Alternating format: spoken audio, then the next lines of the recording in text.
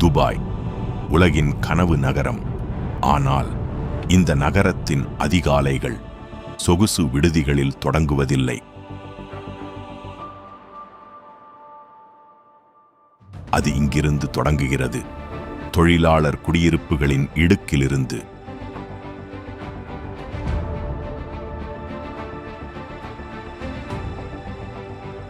இன்று நாங்கள் இந்த நகரத்தின் பின்னணியில் வாழும் அந்த படைப்பாளிகளின் கதையை சொல்லப் போகிறோம்.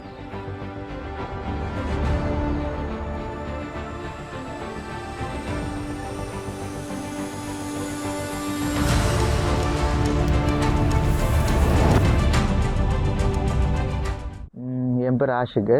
நான் தஞ்சாவூர்லேருந்து இங்கே ஒர்க் பண்ணுறேன். இங்கே யூசிடபிள்யூஸ்னு ஒரு ஃபெசிலிட்டி மேனேஜ்மெண்ட் கம்பெனியில் ஒர்க் பண்ணுறேன். 1 இயர் கம்ப்ளீட் ஆயிடுச்சு. இது ஒரு திறமைசாலிகளுக்கான தளம். ஒருவர் துல்லியமாக வயர்களை இணைக்கிறார், மற்றொருவர் மரத்தில் கலைநயம் செதுக்குகிறார். மேசன் முதல் பிளம்பர் வரை பல மொழிகள் பேசும் இந்த மனிதர்கள் ஒரு பொதுவான இலக்கிற்காக, இந்த நகரத்தின் கட்டுமானத்திற்காக தங்கள் வாழ்க்கையை தியாகம் செய்கிறார்கள்.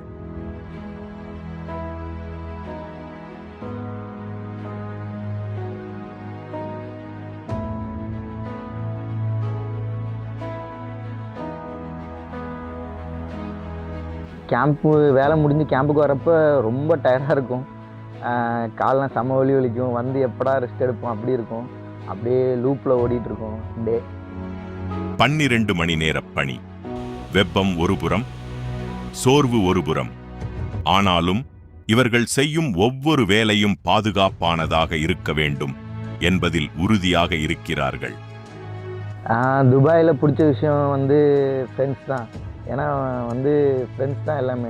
நம்ம துபாயை ஊரில் இருக்கிறப்போ வேறு ஒரு மாதிரியாக கற்பனை பண்ணி வச்சுருப்போம். ஆனால் இங்கே ஒர்க் பண்ண வந்தீங்கன்னா அங்கே டோட்டலாக வேறு மாதிரி இருக்கும்.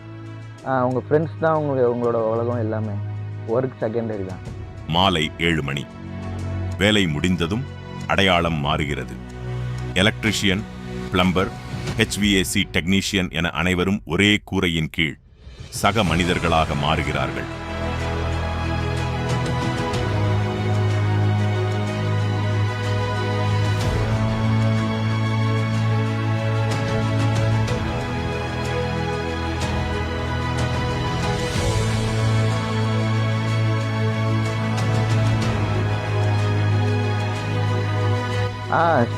வீடை மிஸ் பண்ணுறேன். நான் டெய்லி வீடியோ காலில் தான் அப்படியே ஃபேமிலியோட பேசிட்டு அப்படியே கொஞ்சம் மனசு தேத்திட்டு இருக்கேன்.